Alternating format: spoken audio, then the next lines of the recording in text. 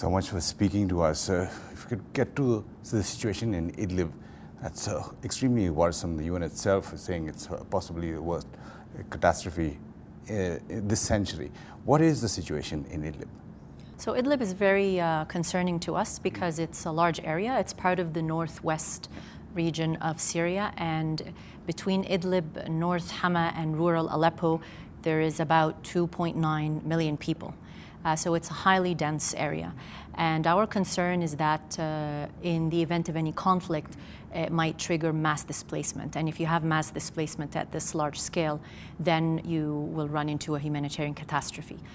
The World Food Programme has already put in place an emergency plan to be able to support the people who might be all of a sudden displaced, constantly on the move. We do not think that the mass movement will occur all at once, simultaneously. So this gives us an advantage to be able to quickly deploy. But we are ready to assist up to 1 million people with emergency food assistance inside Idlib and the surrounding areas. In the situation that is prevalent, according to reports, in Idlib, how do you actually work in such a situation? So the World Food Programme has been working inside Idlib since 2014 through a cross-border operation from the north through Turkey. And this was according to a Security Council resolution allowing UN agencies to access areas that are inaccessible from inside Syria, to access them from the borders. And since 2014, we've been reaching nearly 600,000 people with regular food assistance. We've been keeping the area, the people in those locations well fed, and their nutrition levels quite reasonably high. Now, what our concern is should there be conflict, we will not be able to continue those regular deliveries. We will be able to do emergency deliveries, but those emergency deliveries are, of course, subject to insecurity on the ground, access issues.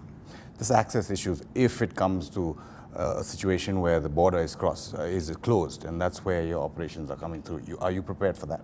Absolutely, because we have also pre-positioned our food stocks from inside Syria as well. Now, what we expect is should there be any closure of the border, there'll be access of some sort from inside the country through corridors. And once people start using that, then we'll be able to support them. When you're talking about emergency food or other items that you have to provide, is that by air, or how do you do that? No, so anything in Idlib is done by land through the border.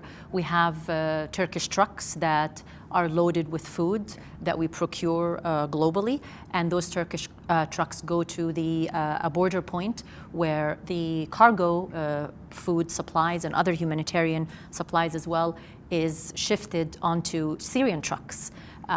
Those Syrian trucks then cross the border, and we have local partners on the ground who do the distributions.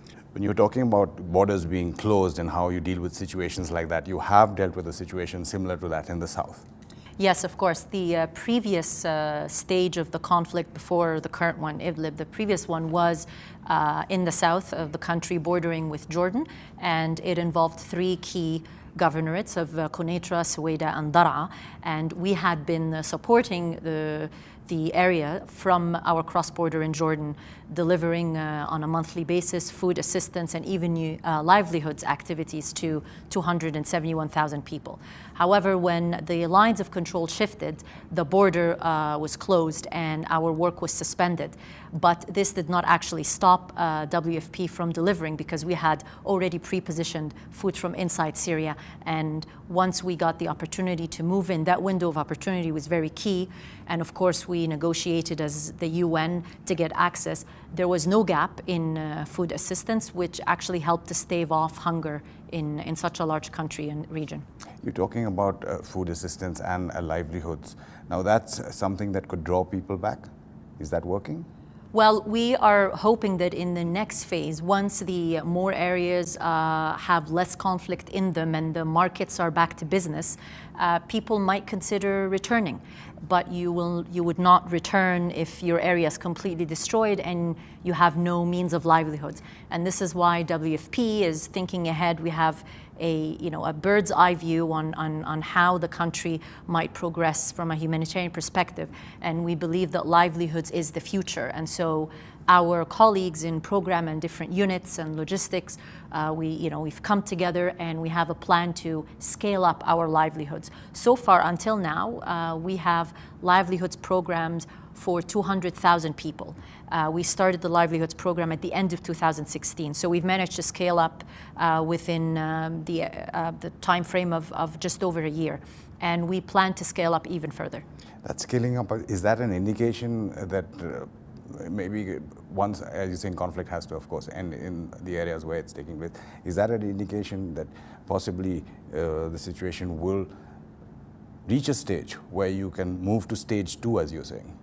Well, we hope that conflict would end, because with persistent conflict of that sort, people lose so much. I mean, it's not just livelihoods, but it's also just a sense of their identity and a sense of their hopes are gone, and they just feel absolutely lost. And of course, the entire economy fails. And so definitely not just WFP, but the entire UN is looking forward to that stage where people can start getting their lives back and picking up the broken pieces of their previous lives. And livelihood is very key, because when we know that Syrians are a very resilient people, they love to work, they love to create things, and even despite the conflict of 7 years and that setback in the economy, you still find a lot of good activities of food production, whether it's in farming or arts and crafts. Like, people do try and make something out of the small lot that they have.